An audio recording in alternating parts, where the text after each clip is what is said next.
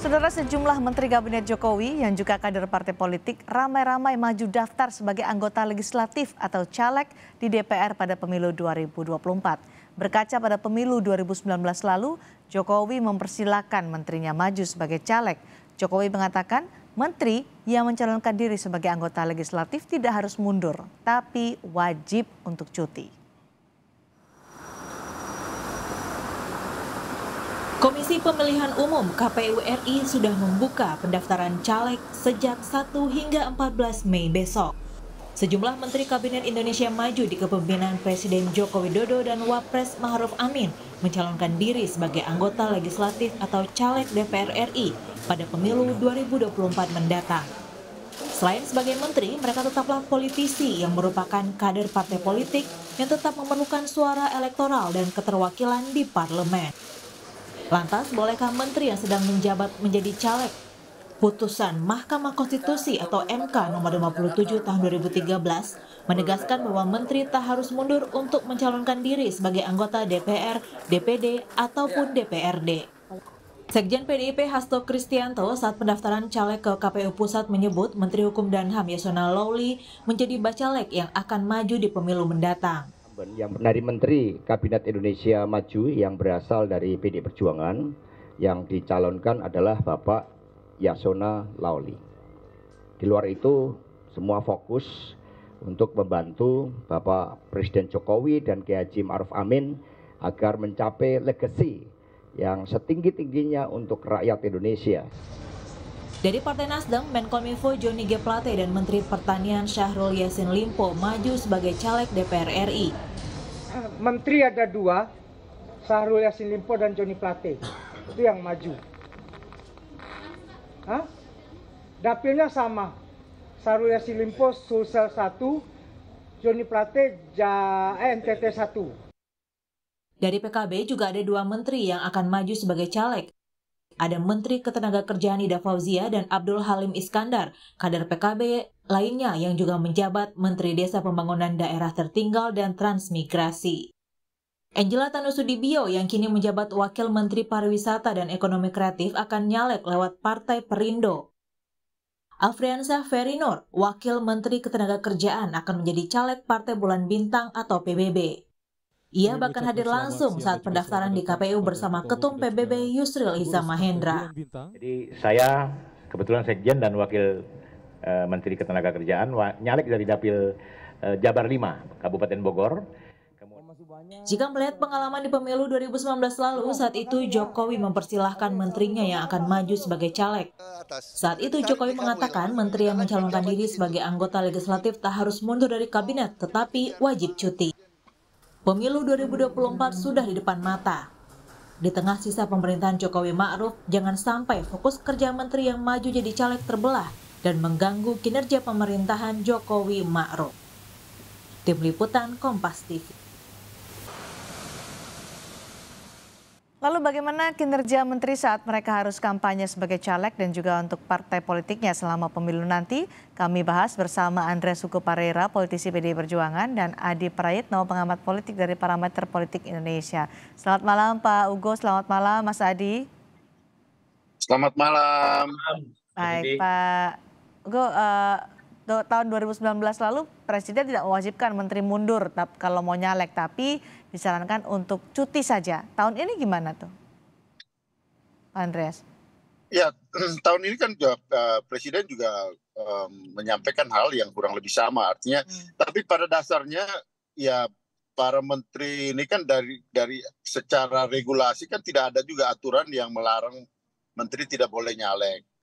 Tapi ya menteri tentu ya dalam kapasitasnya sebagai menteri tentu ya mereka harus membagi waktu dan menggunakan untuk kampanye itu pada hari libur. Seperti sekarang juga misalnya calon presiden yang masih menjabat sebagai gubernur, itu menggunakan waktunya pada hari libur, Sabtu dan Minggu. Hari-hari bukan hari kerja lah gitu, atau hari libur. Nah sehingga ya sebenarnya hal ini sudah berlangsung dari ya pemilu-pemilu yang kemarin gitu. Pemilu-pemilu sebelumnya. Oleh karena itu menurut saya ya tinggal ya bagaimana partai-partai menempatkan mereka, karena mereka ini juga para menteri sama aja juga dengan para Nah, artis. kalau partai yang PDI Perjuangan banyak. gimana soal menteri yang nyalek? Karena kan ada Yasona Lawli, kemudian ada beberapa menteri lagi untuk menyalek. Ya dari partai-partai yang lain, karena menteri ini kayak misalnya Pak Yasona Kalau Lawli PDIP juga gimana? beliau juga PDIP beliau juga menyarankan menteri yang nyalek gimana? ya memang ya tadi kan Pak Sekjen sudah sampaikan bahwa menteri yang nyalek ya mereka caleg dan tapi ya sebagai menteri tetap ya menggunakan membagi waktu pada hari libur atau hari Minggu, hari Sabtu itu mereka ya bisa berkampanye gitu. Tapi pada hari-hari kerja kan mereka tetap menjalankan tugasnya gitu. Oke. Nah, karena menteri ini juga ya oleh partai-partai, bukan hanya PDI Perjuangan, saya kira semua partai juga melihat menteri ini sebagai potensi vote getter untuk ya menambah suara partai di dapilnya masing-masing. Sama seperti juga ketika partai-partai ini menyalonkan artis. Ini konsekuensi dari sistem pemilu dengan proporsional terbuka di mana ya kita lihat di samping orang melihat partai, orang juga melihat figur gitu. Nah, kalau kita mau proporsional tertutup mungkin tidak harus seperti ini gitu. Baik, tapi ya dengan konsekuensi dari proporsional terbuka ini gitu. Mas Adi ada komentar soal menteri yang nyalek?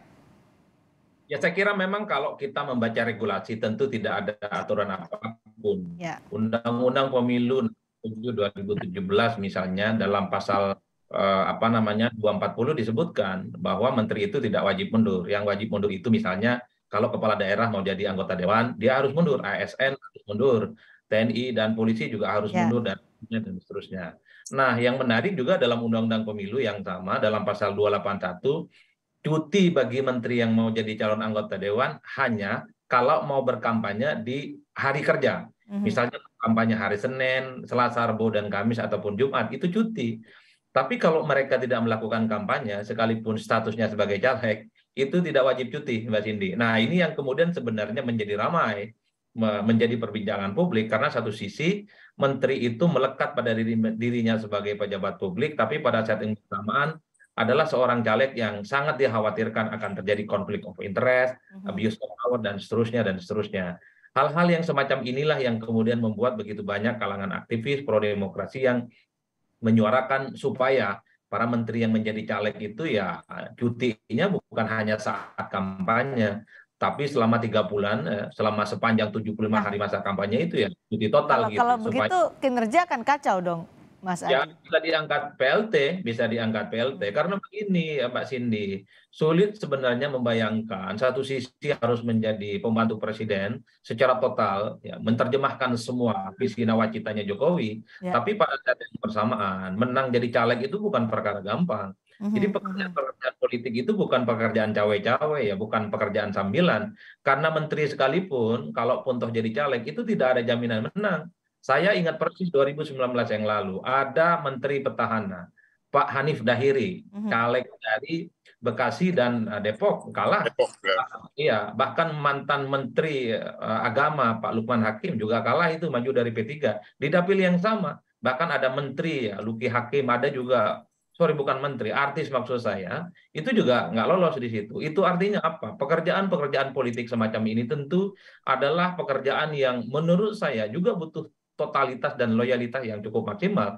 Karenanya yang menjadi pertanyaan itu bagaimana mungkin seorang menteri yang satu sisi harus sami'na wa ta'na, tegak lurus, menjadi pembantunya Jokowi gitu ya, mengaksentuasi dan mengakselerasi semua kinerjanya sebagai pembantu presiden, tapi pada saat yang bersamaan dia harus memikirkan bagaimana menang di dapilnya. Karena ini menyangkut nama besar, ini menyangkut marwah. Kan agak lucu kalau menteri dan tidak terpilih. Ini tentu karena fokusnya ada dua, menang dan juga bekerja sebagai pembantu presiden, dikhawatirkan kalau nyalek kinerjanya juga akan kacau nih, Pak Andreas. Soal kekhawatiran ini gimana? Kalau ya, dengan situasi seperti itu sebenarnya ya ini soal pilihan ya, dalam arti bahwa presiden ya sebagai kepala pemerintahan bisa menyampaikan itu pada para menterinya supaya tetap menjaga kinerja kerja dan di dalam proses pelaksanaannya ya tetap harus perform sebagai seorang menteri harus tetap dijaga. Nah ini tapi ya tentu ini pada posisi pilihan masing-masing gitu. Termasuk juga bagi partai-partai politik karena partai politik juga, semua partai ini saya katakan bahwa semua partai pasti memikirkan, melihat bahwa potensi mereka ini, para menteri ini sebagai vote getter untuk suaranya gitu. Atau kalau memang itu seperti itu, regulasi yang kita buat supaya tidak para menteri tidak boleh, atau pejabat publik tidak usah mencalonkan, tidak perlu mencalonkan diri di dalam proses pemilihan legislatif gitu. Nah ini kan ruang ini kan sebenarnya dari dulu kan selalu menjadi topik pembicaraan. Tapi kalau selama tidak ada regulasi yang mengatur seperti itu, saya kira ya seperti sekarang gitu. Dan ini akhirnya tergantung pada baik orang atau dalam hal ini presiden atau pada masing-masing partai melihat sesuai dengan kepentingannya masing-masing, atau rakyat yang harus menentukan pilihannya. Kalau memang seperti itu tidak usah pilih gitu. Mas Adi, karena tidak ada yang dilanggar dalam hal ini, tidak ada regulasinya. Karena memang regulasi tidak mengatur soal itu. Tapi gitu. untuk menjaga soal itu gitu. Oke, untuk menjaga bahwa kinerjanya bagi masyarakat tetap berjalan. Saya mengatakan bahwa itu konsekuensi juga dari sistem proporsional terbuka. Baik Pak Andreas, karena tidak ada yang dilanggar, maka sah-sah saja untuk menteri menjadi calon legislatif. Tapi bagaimana bisa menjaga kinerjanya, mendahulukan kinerja sebagai menteri untuk kepentingan publik yang lebih luas, atau juga ia menjadi caleg yang ada kepentingan partai politik di sana. Gimana bisa menjaga itu? Ya, disitulah kita rakyat yang akan menilai mereka di dalam pekerjaan sehari-hari, dan ya tentu presiden sebagai kepala pemerintahan punya kewajiban untuk menegur mereka kalau mereka tidak bisa menjaga kinerjanya di situ. Baik, Mas Adi. Jadi itu kewenangan masyarakat untuk menilai, atau presiden yang lebih tegas, atau partai politik sebenarnya yang punya hak juga untuk mengingatkan. Tidak ada konflik kepentingan, tidak boleh mencampur adukan hingga merugikan kinerja sebagai menteri.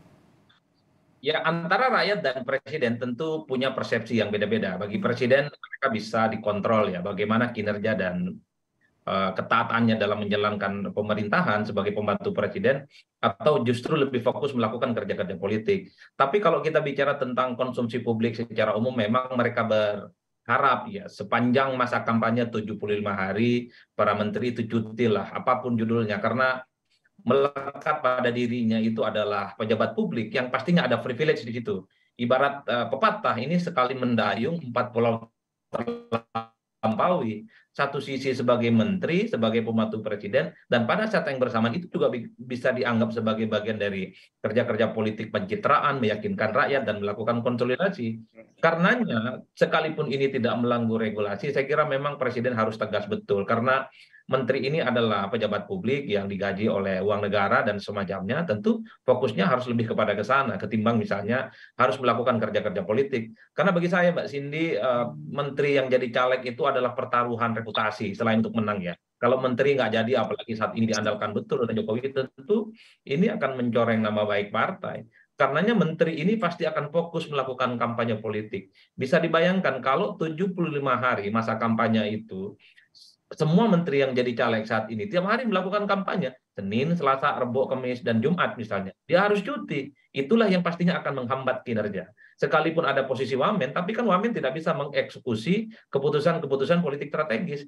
Jadi guidance-nya saat ini adalah di presiden. Kalau presiden misalnya menganggap caleg-calegnya ini nggak maksimal yang merangkap sebagai menteri, memang harus diganti ataupun diminta cuti secara total. Karenanya inilah yang saya sebut ada distingsi. Ada jarak yang cukup jauh antara persepsi publik dengan keinginan presiden. Secara regulasi peran parpolnya gimana tuh Mas Adi? Agak rumit memang, agak rumit, karena sekalipun cuti itu kan misalnya cuma cuti di saat kerja. Kalau nggak kerja, dia melekat dirinya sebagai pejabat publik, semua fasilitas dan atribut negara akan melekat pada dirinya.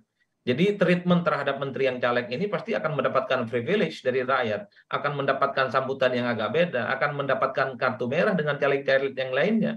Tapi itu tadi, dalam sistem proporsional terbuka, ngeri-ngeri sedap juga menteri itu takut kalah dengan caleg-caleg di internal partai yang nomor urut 6, nomor urut 7, nomor urut 10, dan terusnya. Ini yang saya agak rumit ya, makanya saya termasuk orang yang menyarankan cuti selama 3 bulan. bagi menteri yang menjadi caleg, karena fokus kerja menteri dengan fokus pemenangan itu adalah hal yang tidak bisa dikawinkan. Itu butuh fokus dan butuh kinerja yang saya kira tidak bisa cawe-cawe. Jadi menteri itu harus total, kerja politik pun juga harus total. Manusia, caleg pasti punya keterbatasan dalam konteks itu. Oke, Pak Andreas, PDI Perjuangan kan partai pendukung pemerintahan Presiden Joko Widodo. Gimana PDI Perjuangan juga membantu Presiden memastikan kinerja di akhir masa jabatan tidak terganggu dan bisa meninggalkan legasi yang baik, tidak terganggu dengan menteri-menteri yang menyalonkan diri sebagai anggota legislatif tahun 2024 nanti? Ya pasti dong, artinya kita selalu bicara soal ya positioning para menteri ini ya dalam arti bahwa mereka bukan hanya menteri PDI Perjuangan, tapi semua menteri untuk mendukung perjalanan politik dari perjalanan pemerintahan dari Presiden Jokowi sampai selesai sehingga meninggalkan legasi yang baik gitu. Nah, cuma ya tadi itu kita selama tidak ada regulasi yang pasti. Ini ya soal yang berikut adalah bagaimana sikap presiden soal ini gitu. Karena ya PDI Perjuangan bisa ini, tapi kalau menteri-menteri dari partai-partai yang lain melihat ruang ini sebagai hal yang kemungkinan untuk mereka memanfaatkan sebagai vote getter, ya tentu ya akhirnya yang satu mundur, yang lain tidak mundur gitu. Dan juga saya mau katakan bahwa kalau memang mau melarang, lebih baik membuat regulasi seperti regulasi yang jelas sehingga dengan demikian ke depan menteri tidak lagi ikut di dalam proses pencalekan atau harus cuti misalnya. Dan itu bisa melalui kita akan tunggu nanti bagaimana arahan Presiden untuk menteri-menteri yang nyalek ya. Mengharapkan bahwa ini PDI Perjuangan bahwa akan ya menarik menterinya. Saya kira ya disinilah soal bagaimana pilihan dan antara kepentingan ya bagaimana mereka menjadi vote getter ke depan di dalam proses pencalekan ini, dan juga ya tentu ya kita berharap atau kita yakin bahwa perjalanan mereka di dalam proses pileg ini tetap harus menjaga kinerjanya. Baik, kita tunggu nanti bagaimana arahan dari Presiden. Kalau 2019 boleh, tapi cuti. Tapi tahun ini kita nggak tahu. Mas Adi berharapnya 3 bulan ya cuti, tapi mudah-mudahan tidak mengganggu kinerja. Terima kasih Mas Adi Praetno, terima kasih juga Pak Andreas Hugo Parera sudah bergabung di Sapa Indonesia malam hari ini.